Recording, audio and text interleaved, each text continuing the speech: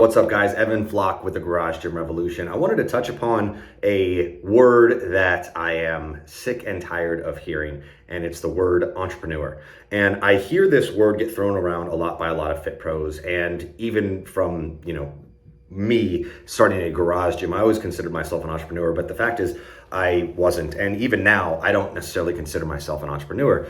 And the reason is I own one business, my garage gym, and a second business, the Garage Gym Revolution.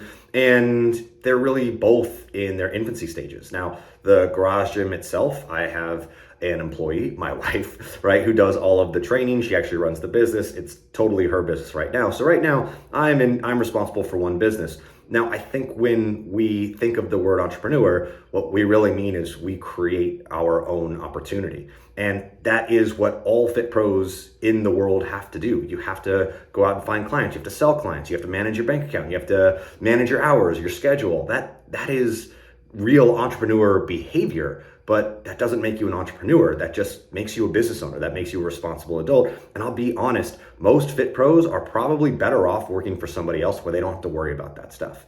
And so I see time and time again, fit pros making less than $5,000 a month, struggling to make ends meet, trying to figure out like how to get their calendars in order. And you would not have to worry about that if you worked for a high-end gym that charged their clients a lot of money and all you had to do was show up and do the work. And when I was getting started in this industry, I worked in a position where I had to go out and find those opportunities, and I grew really, really fast. My first year as a personal trainer, I made $100,000, and that was awesome. That was really cool. I had those skills inherently that enabled me to grow really, really fast underneath somebody else's roof. And because I wanted to do bigger and better things, because I wanted to do things on my own terms, because I wanted to treat clients differently than what they wanted me to do, I ended up losing that job. And I ended up doubling my income within just 3 months by doing it on my own.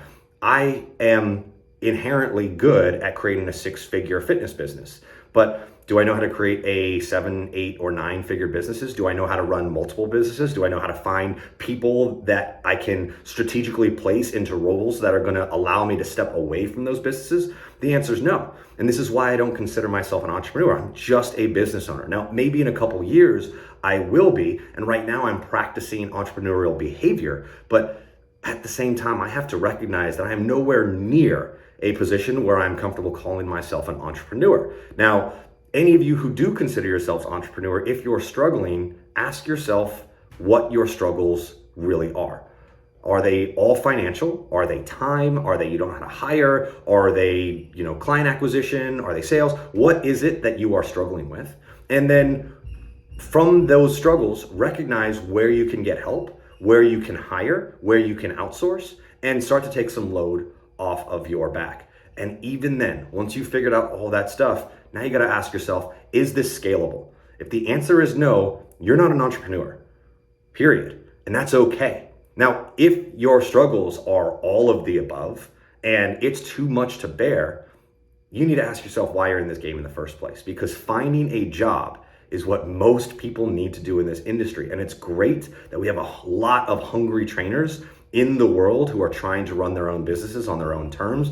And our goal is to make that as easy as possible for people. But at the end of the day, I talk to fit pros every day and I advise them to just find a job, because that is going to take care of all of the stress that you don't have to worry about by being an entrepreneur. All you got to really worry about is showing up and doing the best that you can, is standing out enough to not go against the grain. And you can make a very, very decent living working for somebody else.